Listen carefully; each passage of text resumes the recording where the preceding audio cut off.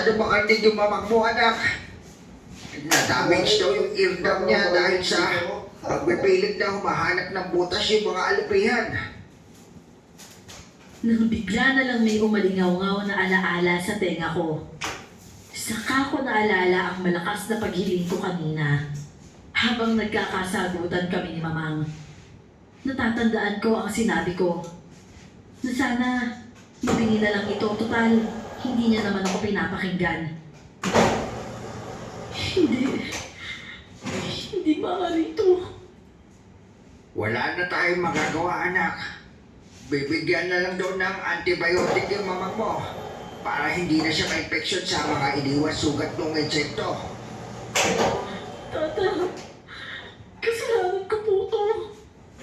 Anak, ano ba sinasabi mo? Wala may gusto sa nangyari. Hindi na ako kumibo. Pero isa lang ang tumatakbo sa isip ko ng mga sandaling yon. Nagpaalam ako na mauuna ng umuwi. Ginamit kong dahilan yung pagpasok ko ng araw na yun. O nga pala, pasensya ka na anak ha.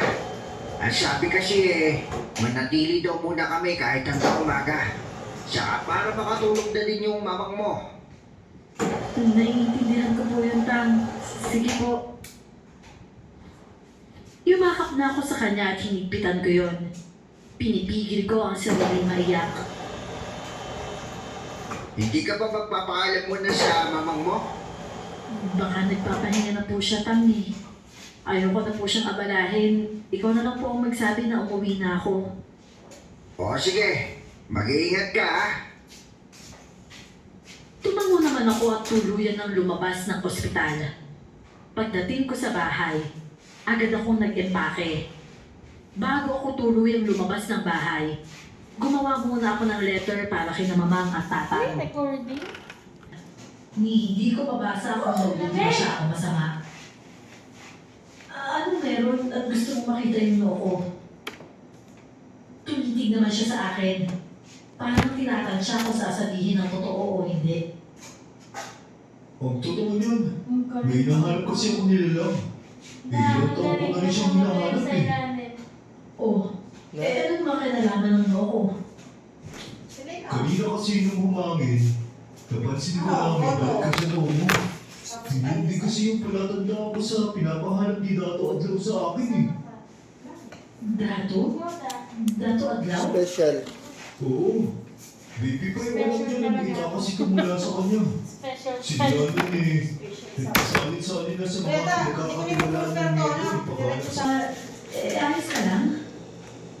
Ngumiti naman siya sa akin at nagpunas ng luha. Alam mo ba kung ano ibig sabihin nito? Bukod kasi sa nahanap ko rin na tatawin ko siya ang prinsesa ni Dato Adlaw. Magiging kami na kami ni Papa Dami dito. Umuwi ako at naguguluhan pa rin ako. Ano ka mo? Natatanging mutya?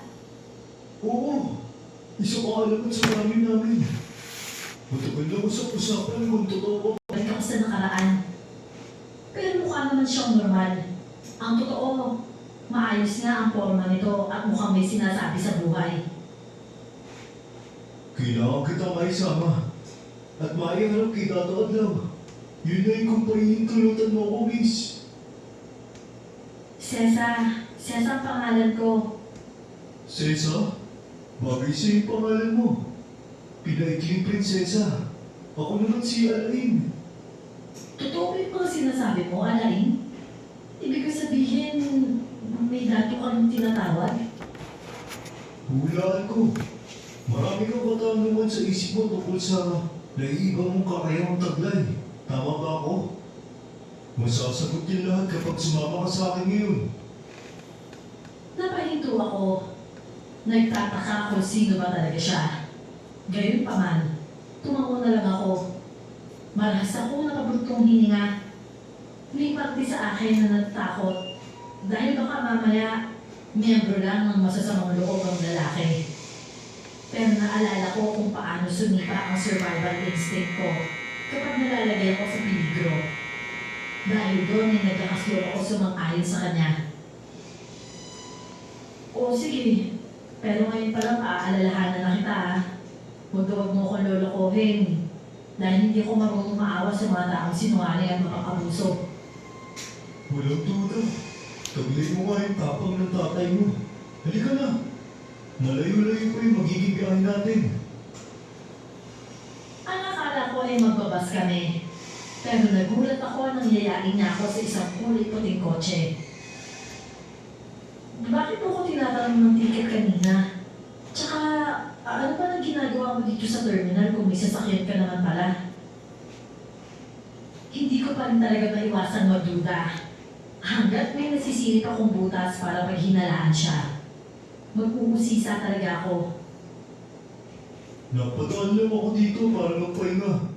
Ang totoo, madaling araw na ako dumating. Safe kasi dito. Hindi na ubusan ng tao sa paligid. Hindi na ako kumibo. Habang nasa biyahe ay hindi ko maiwasang mamiss sila tatang at mamang. Alam ko ng mga sandaling yon. Alam na nilang umalis ako. Tahimik akong napaiyak. Hindi ko alam kung napapansin niyo ni Alain. Hindi naman siya kumikibo at tutok lang sa pagmamaneho. Hanggang sa nakaisip ako. Aaminin ko na masarap ang tulog ko ng sandaling yon. Nagising ako sa mahinang yugyog ni Alain sa akin. Uy, sorry ah. Alam kong masarap ang tulog mo pero nandito na tayo. Inayos ko muna ang sarili ko saka nagpa siyang lumabas. Nagulat pa ako nang makita ang mga tao doon na nakatingin lang sa amin. Iisa ang kilos ng mga mata nila. Bahagya ako kinabahan. Seryoso kasi sila at parang matalim pa ang tingin ng iba. Hayaan mo na lang sila. Hindi pa kasi nila alam kung sino ka eh. Ganito ba talaga dito? Parang hindi na ako makakalabas ng buhay ah. Kung normal kang tao, baka nga. Pero hindi.